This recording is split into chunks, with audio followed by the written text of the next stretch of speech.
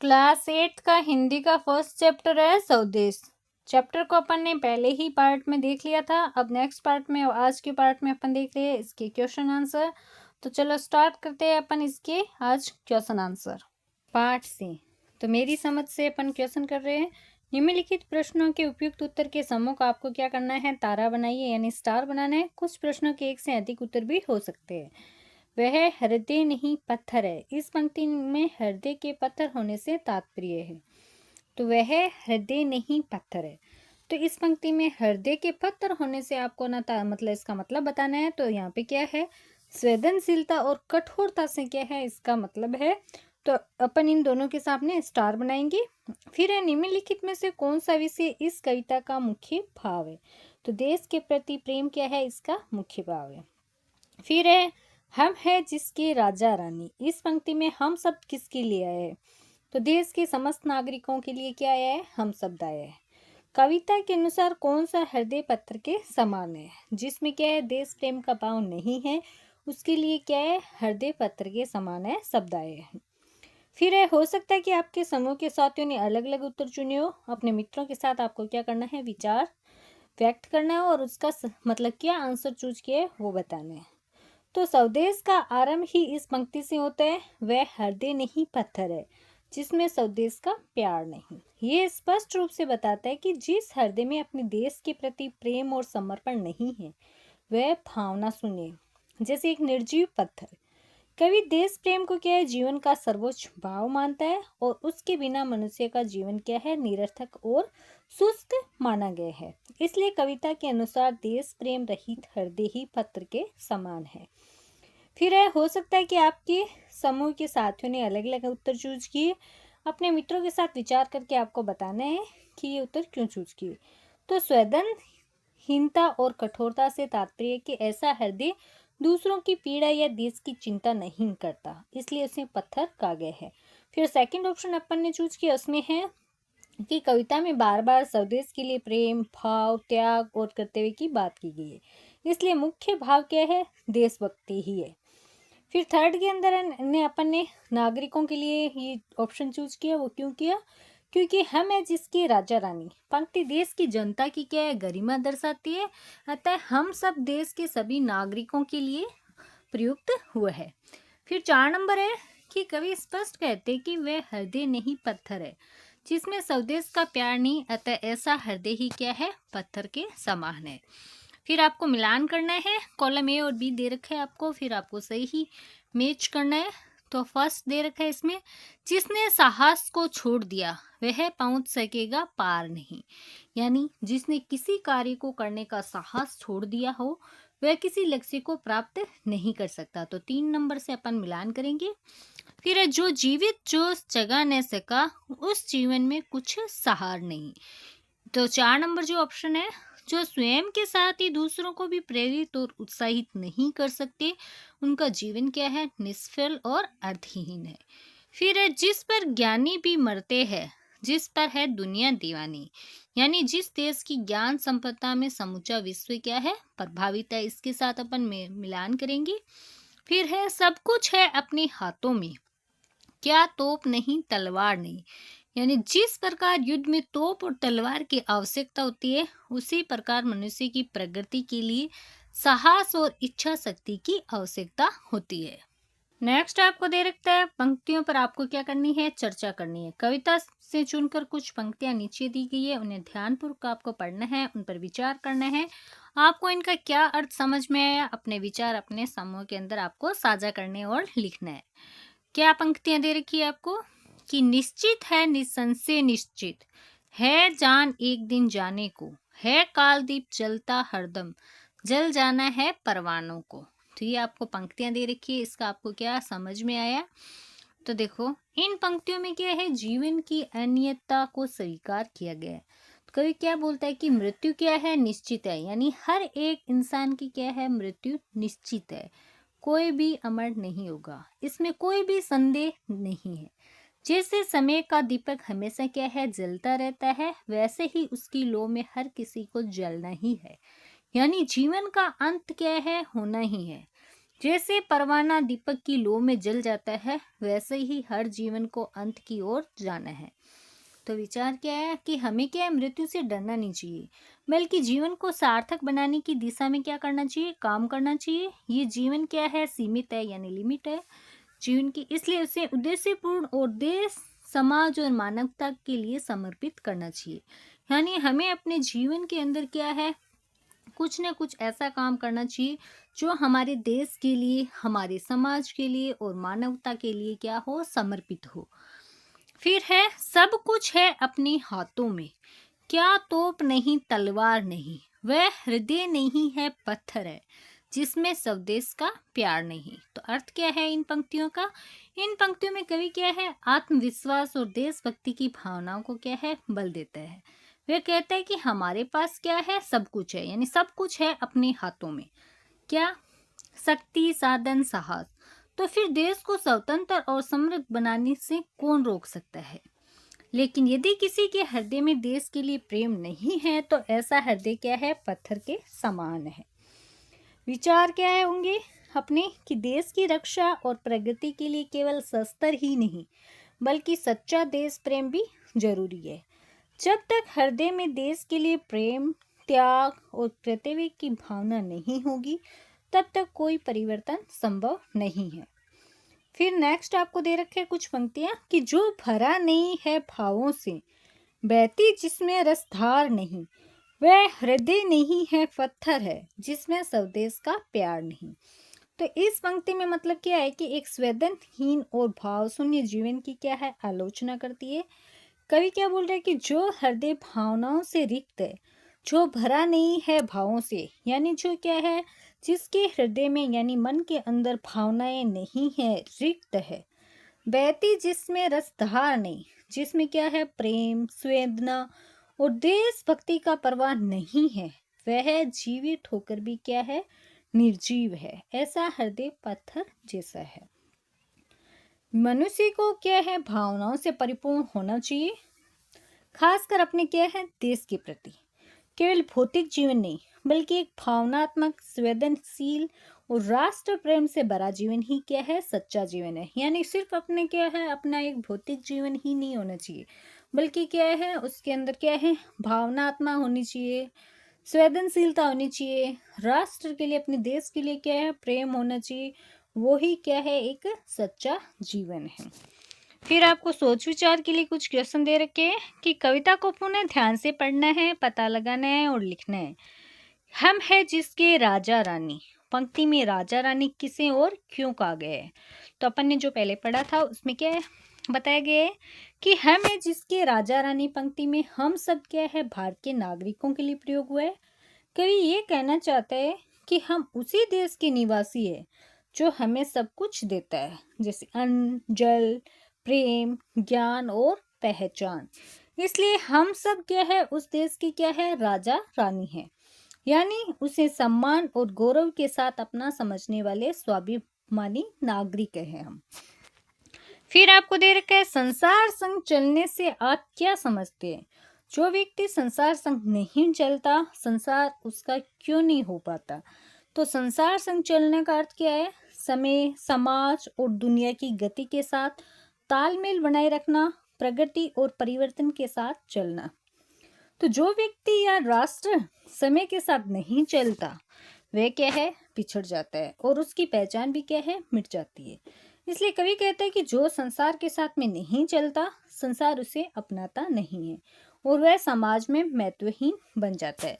तो मतलब ये है कि हमें क्या है, जैसी दुनिया है उसके अकॉर्डिंग क्या है, हमें चलना चाहिए और हमारे देश के लिए क्या है, हमें राष्ट्र के लिए हमारे समर्पित रहना चाहिए।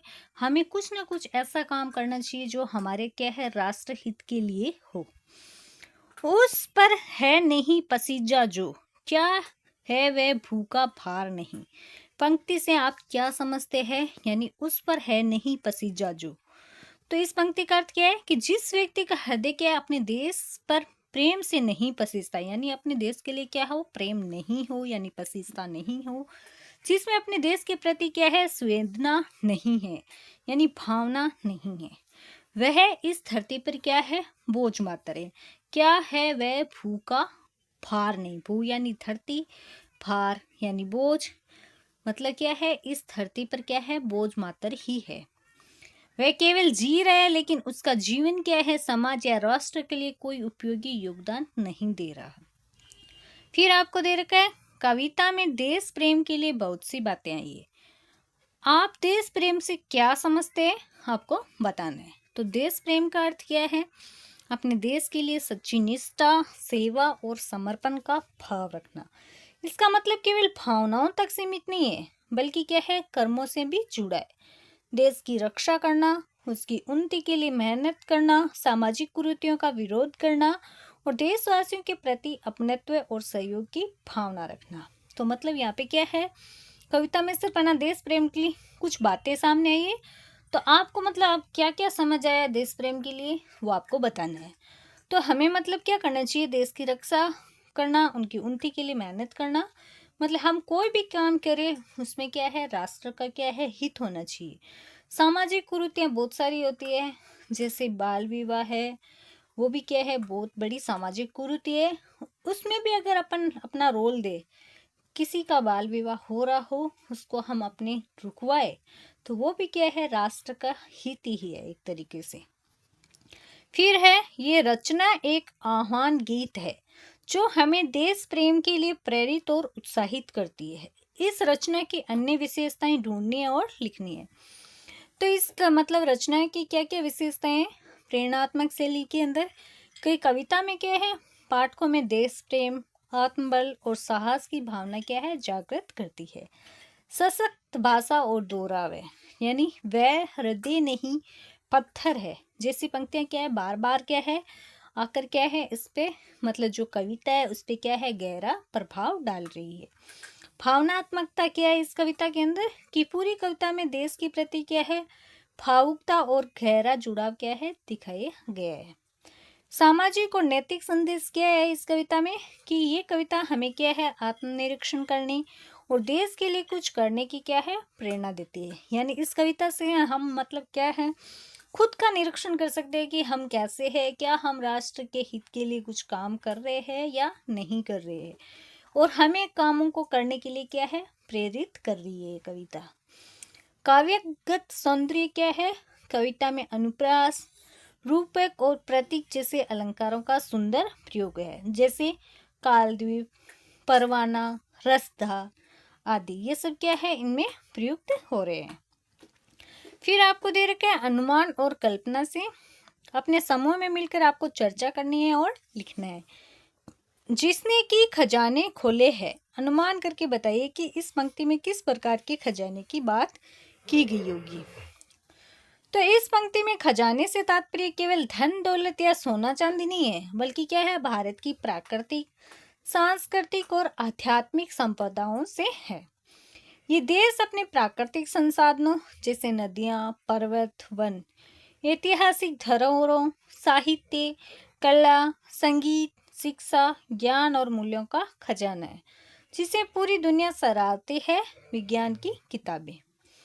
तो इसके अंदर क्या है, देखो कि जिसने की खजाने खोले हैं, अनुमान करके आपको बताना है कि इसका मतलब क्या है। तो खजाने से मतलब सिर्फ यहाँ पे धन दौलत या सोना चांदी नहीं है, बल्कि क्या है, हमारे देश के अंदर जो प्राकृतिक संसाधन जितने भी है, सांस्कृतिक जो संसाधन हमारे पास है, आध्यात्मिक संपदाएं हैं, उन सब किसकी क्या है, यहाँ पे बात की गई है। फिर है, जिसकी मिट्टी में उगे बड़े, पंक्ति में उगे बड़े किसके लिए और क्यों कहा गए हैं। तो उगे बड़े सब देश के नागरिकों के लिए प्रयुक्त हुए हैं। ये देश क्या है, हमारी जन्मभूमि है, यही हमें पले बढ़े, यहीं का अन्न पानी खाया, इसलिए ये देश हमारे जीवन की क्या है, जड़ है, हमारी पहचान, परवरिश और संस्कृति की क्या है, नींव है। इस धरती ने हमें क्या है, जीवन और विकास का क्या है, अवसर दिया है। फिर नेक्स्ट आपको दे रखा है पंक्तियां, वह हृदय नहीं पत्थर है। पंक्ति में हृदय के लिए पत्थर शब्द का प्रयोग क्यों किया गया होगा। तो यहाँ पर पत्थर क्या है, एक रूपक है जो उस व्यक्ति के हृदय के लिए प्रयुक्त हुआ है जिसमें देश के लिए प्रेम, संवेदना और समर्पण नहीं है। पत्थर में न तो भावना होती है, न ही प्रतिक्रिया। ऐसा हृदय क्या है, निसंवेदनशील, कठोर और निष्क्रिय होता है। नेक्स्ट आपको दे रखा है, कल्पना कीजिए कि पत्थर आपको अपनी कथा बता रहा है। वो आपसे क्या क्या बातें करेगा और आप उसे क्या क्या कहेंगे। आपको संकेत क्या दे रखा है, जैसे पत्थर बोल रहा है कि जब मैं नदी में था तो नदी की धारा क्या है, मुझे बदलती भी थी। तो आपको इसके बारे में कुछ है ना बातें बतानी है। तो अपन इसके अंदर क्या क्या लिख सकते हैं कि जब मैं नदी में था तब पानी की धारा ने मुझे गोल मटोल बना दिया।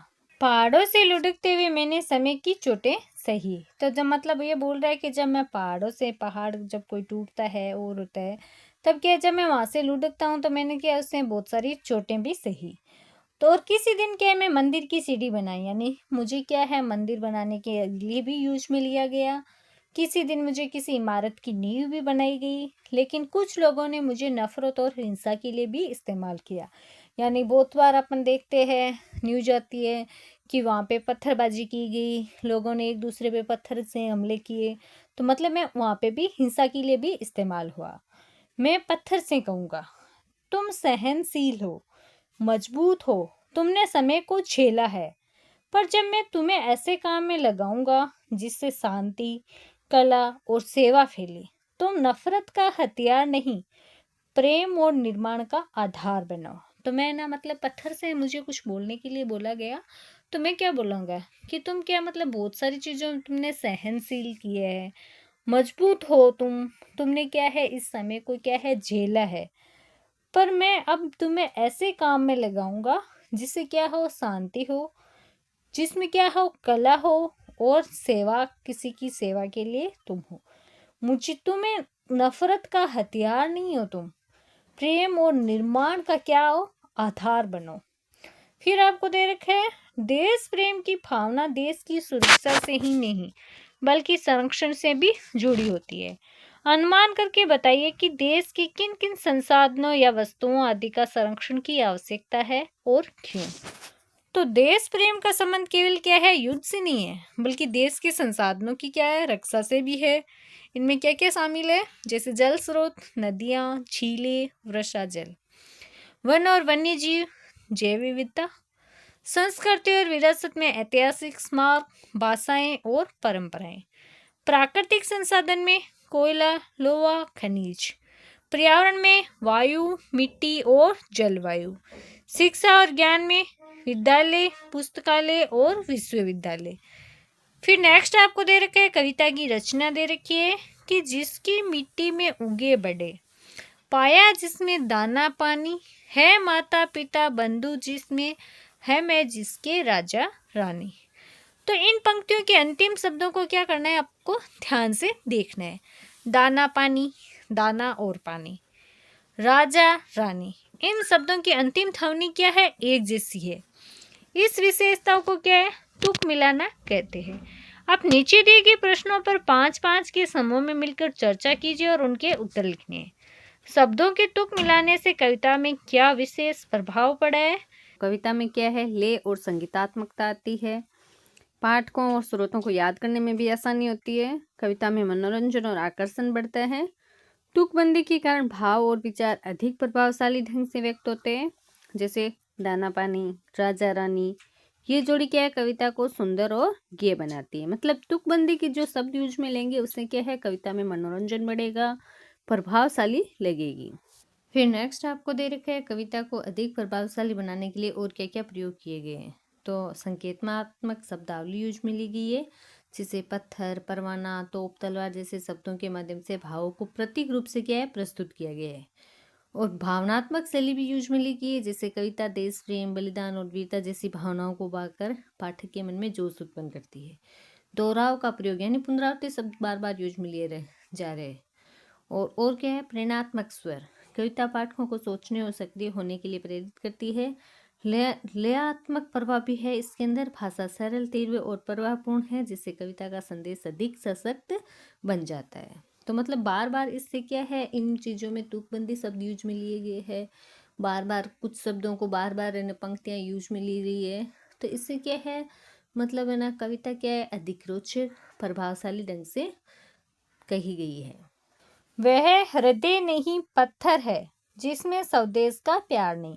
तो मतलब ये आपको क्या है, दो पंक्तियां दे रखी है, इसको क्या करना है, इस कविता को आपको क्या करना है, फिर आगे बढ़ाना है। तो अपन किस तरीके से लिखेंगे, वह हृदय नहीं पत्थर है जिसमें स्वदेश का प्यार नहीं, जिसने देश के लिए न सोचा उसका जीवन तो बेकार है, जो मिट्टी हमें जीवन देती जिसमें खेला पला बड़ा, उसी को भूल जाए कोई तो क्या उसका मन सच्चा। भारत माँ की सेवा करना सबसे बड़ा धर्म है, जो इसके लिए कुछ न कर पाए उसका जीवन तो शर्मनाक है। चलो मिलकर कुछ ऐसा करें जिससे देश का मान बढ़े, हमारे अच्छे कर्मों से भारत सुंदर और महान बने। तो अपन क्या मतलब जो ये पंक्तियां दे रखी है उसे क्या है, आप अपनी मर्जी से क्या है आगे इस कविता को क्या कर सकते हैं, बढ़ा सकते हैं और अपन इस कविता को कंप्लीट कर सकते हैं। फिर नेक्स्ट आपको भाषा की बात दे रखी है, शब्द से जुड़े शब्द दे रखे हैं। नीचे दिए गए रिक्त स्थानों में स्वदेश से जुड़े शब्द अपने समूह में चर्चा करके आपको क्या करने हैं, लिखनी है। फिर मित्रों से मिलाकर आपको क्या करनी है, इसकी सूची बनानी है। तो मतलब आपको एक वर्ड दे रखा है, जैसे शब्द है एक स्वदेश, तो उसके बारे में आप मतलब क्या क्या और दूसरे शब्द बता सकते हो, उससे रिलेटेड बताने आपको। तो स्वदेश से रिलेटेड सेना, देश प्रेम, स्वतंत्रता, गौरव, झंडा या तिरंगा, फिर आज़ादी, बलिदान, सिपाही और संस्कृति। ये क्या है, स्वदेश से जुड़े हुए क्या है, शब्द है। इनके बारे में आप अपने क्या फ्रेंड से क्या है चर्चा भी कर सकते हैं हर एक शब्द के से। फिर नेक्स्ट आपको दे रखा है विराम चिन्हों को आपको क्या करना है, समझना है। जो चल न सका संसार संग, बहती जिसमें रसधार नहीं, पाया जिसमें दाना पानी, है माता पिता बंधु जिसमें, है मैं जिसके राजा रानी, जिससे न जाति उदार हुआ। तो मतलब ये आपको क्या कर रखे है, कुछ लाइनें दे रखी है, जो ये क्या है विराम चिन्हों से रिलेटेड लाइनें हैं। तो कविता में आई ही उपयुक्त पंक्तियों को आपको क्या करना है, ध्यानपूर्वक पढ़ना है। इनमें कुछ शब्दों के बीच में आपको क्या करना है, चिन्ह दिया हुआ है, जैसे माइनस जैसा जो चिन्ह दे रखा है वो क्या है, चिन्ह दे रखा है। तो इस चिन्ह को क्या बोलते हैं, योजक चिन्ह। जैसे देखो संसार संग, संसार और संग के बीच में जो चिन्ह दे रखा है माइनस जैसा चिन्ह है, इस चिन्ह को माइनस नहीं बोलते अपन, ये क्या कौन सा चिन्ह होता है, योजक चिन्ह। जैसे संसार और संग के बीच में है, रस और धार के बीच में दे रखा है आपको, दाना और पानी के बीच में भी दे रखा है, माता और पिता के बीच में है, फिर राजा और रानी के बीच में है, फिर जाति और उद्धार के बीच में आपको क्या दे रखा है, योजक चिन्ह दे रखा है। तो योजक चिन्ह क्या होता है, दो शब्दों में परस्पर संबंध स्पष्ट करने तथा उन्हें जोड़कर लिखने के लिए क्या करते हैं, प्रयोग में लेते हैं। तो कविता के संदर्भ के अनुसार योजक चिन्हों के स्थान पर मतलब क्या क्या शब्द यूज में ले सकते हैं, का, की, के और में से कौन से शब्द आपको जोड़ेंगे जिससे क्या है, अर्थ क्या है आपको स्पष्ट हो जाए। लिखिए संकेत क्या दे रखे हैं, जो चल न सका संसार के संग, संसार और संग दोनों के बीच में क्या है, के का प्रयोग किया है। तो क्या लाइन बना, जो नया लाइन बनी, जैसे पहले जो लाइन थी जो चल न सका संसार संग, नई लाइन क्या बनेगी, जो चल न सका संसार के संग। तो बीच में क्या है, योजक चिन्ह की जगह क्या आ गया, के शब्द प्रयुक्त किया गया है। तो वैसे ही क्या करने हैं आपको, और दूसरे शब्द बनाने हैं। तो अपन क्या क्या बना सकते हैं, देखो जो चल न सका संसार के संग, पहला ये बन गया। फिर दे रखा है बहती जिसमें रस धारा नहीं, तो शब्द आपका ये है, नया शब्द क्या बनेगा, बहती जिसमें रस की धारा नहीं। फिर है देखो 3 नंबर आपको दे रखा है, पाया जिसमें दाना पानी, तो इसका शब्द क्या बनेगा, पाया जिसमें दाना और पानी। तो योजक शब्द की जगह यहाँ पे क्या है, और प्रयुक्त हो रहा है। फिर 4 नंबर आपको दे रखा है माता पिता बंधु जिसमें, तो इसमें क्या होगा, हम है माता और पिता बंधु जिसमें, तो यहाँ पे योजक शब्द की जगह और शब्द प्रयुक्त हो गया। फिर आपको दे रखा है हम है जिसके राजा रानी, तो हम है जिसके राजा और रानी। फिर लास्ट है जिसमें न जाति उदार हुआ। तो यहाँ पे जो योजक शब्द है उसकी जगह क्या है, का प्रयुक्त होगा, जिसमें जाति का उदार न हुआ। तो संशोधित जो लाइनें हैं, पंक्तियां हैं, वो क्या है, इस तरीके से बनेगी। फिर नेक्स्ट आपको दे रखा है शब्द मित्र। क्या दे रखा है जान एक दिन जाने को, है काल दीप जलता हरदम। प्रयुक्त पंक्तियां को क्या करना है, ध्यान देना है। इन दोनों पंक्तियों में क्या है शब्द पहले आया है, जिसके कारण कविता में लयात्मकता आई है। यदि है का प्रयोग पंक्ति के अंत में किया जाए तो ये गद्य जैसी लगने लगेगी। जैसे क्या दे रखी है, लाइन क्या है जान एक दिन जाने को। तो मतलब है, अगर ये जो है वाला जो शब्द है वो पंक्ति के लास्ट में हो तो क्या बनेगा, जान एक दिन जाने को है काल दीप हरदम चलता है। तो ये क्या है, गद्य जैसा लग रहा है। तो अब आप कविता में ऐसी पंक्तियों को आपको चुनना है जिनमें क्या है शब्द का प्रयोग पहले हुआ है। चुनी हुई पंक्तियों में शब्दों के स्थान बदल के आपको क्या करना है, वापस पुनः लिखना है। अब नीचे दी गई पंक्तियों में है और है शब्द का प्रयोग पहले करके पंक्तियों को पुनः लिखना है और देखना है कि इनमें पंक्तियों के सौंदर्य में क्या परिवर्तन आया है, और अपने फ्रेंड्स के साथ आपको क्या करनी है, चर्चा करनी है। लाइन क्या दे रखी है, जिस पर ज्ञानी भी मरते हैं, जिस पर है दुनिया दीवानी। तो अपन क्या करेंगे, इसमें चेंज क्या करेंगे, है शब्द का प्रयोग पहले हुआ है, चुनी हुई पंक्तियों में शब्दों के स्थान बदल के आपको वापस फिर से लिखने हैं। है जान एक दिन जाने को, बदली हुई पंक्ति क्या है होगी, जान एक दिन जाने को है। एक लाइन और है काल दीप जलता हरदम। तो जो ये है दे रखा है इसको अपन क्या है लास्ट में लिखेंगे। बदली हुई पंक्ति क्या होगी, काल दीप हरदम जलता है। अब कविता में और पंक्तियां क्या क्या है जान एक दिन जाने को। तो जान एक दिन जाने को है काल दीप जलता हरदम, काल दीप हरदम जलता है माता पिता बंधु जिसमें, माता पिता बंधु जिसमें है। फिर है शब्द अपने हाथों में, सब कुछ अपने हाथों में है। तो मतलब क्या करना है आपको, जो पंक्ति में है जो शब्द पहले दे रखा है वो आपको क्या करना है, एंडिंग में लिखना है। तो किस तरीके से लाइन बनेगी, मतलब जो गद्य जो लाइनें होती है उस तरीके से क्या है लाइनें बन रही है। अब नीचे दी गई पंक्तियों में है शब्द का प्रयोग पहले करके पंक्तियों को पुनः लिखना है और देखिए कि इसमें पंक्तियों के सौंदर्य में क्या परिवर्तन आया है। अपने साथियों से क्या करनी है, चर्चा करनी है। तो मूल पंक्ति क्या दे रखी है आपको, जिस पर ज्ञानी भी मरते हैं, जिस पर है दुनिया दीवानी। तो है शब्द का प्रयोग पहले करेंगे अपन, है ज्ञानी भी जो उस पर मरते, है दीवानी दुनिया जो उस पर। तो मतलब क्या है, मूल पंक्ति से क्या है, ये क्या है पंक्ति चेंज हो रही है। परिवर्तन और सौंदर्य पर अपन चर्चा करेंगे कि जब है को पहले रखा गया है तो लयात्मकता क्या बढ़ी, नाटकीयता आई और काव्य शैली क्या है अधिक प्रभावशाली बनी। ये प्रयोग कविता को क्या है गीतात्मक और भाव प्रदान बनाता है।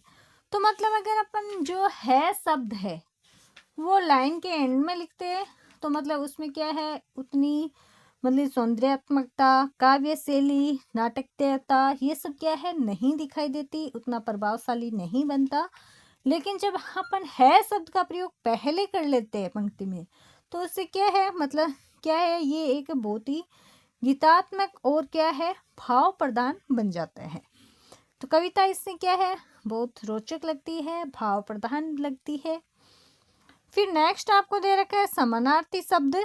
कविता में से चुनकर कुछ शब्द निम्न तालिका में दिए गए हैं। दिए गए शब्दों से इनके समानार्थी शब्द आपको ढूंढकर तालिका में दिए गए रिक्त स्थानों में क्या करना है, आपको लिखना है। तो भू, दीप, हृदय, तलवार, दुनिया और पत्थर, इसके बारे में आपको क्या करना है, लिखना है। इनके समानार्थी शब्द आपको लिखने हैं। जैसे देखो कुछ समानार्थी शब्द आपको दे रखे हैं, मतलब जिससे आपको क्या है मिलान नहीं किए हुए, आपको इनमें से ढूंढ के ही लिखना है। जैसे भू का क्या होगा, दीप का क्या होगा, हृदय का क्या होगा, तलवार का क्या क्या समानार्थी शब्द हो सकता है, दुनिया का क्या हो सकता है और पत्थर का क्या हो सकता है।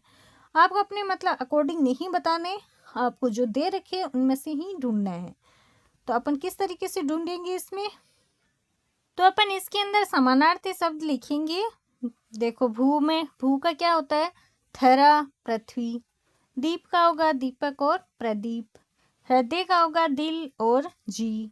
तलवार का होगा अस्सी और कृपाण। दुनिया का होगा संसार और जग। पत्थर का होगा पाषाण और पाषाण।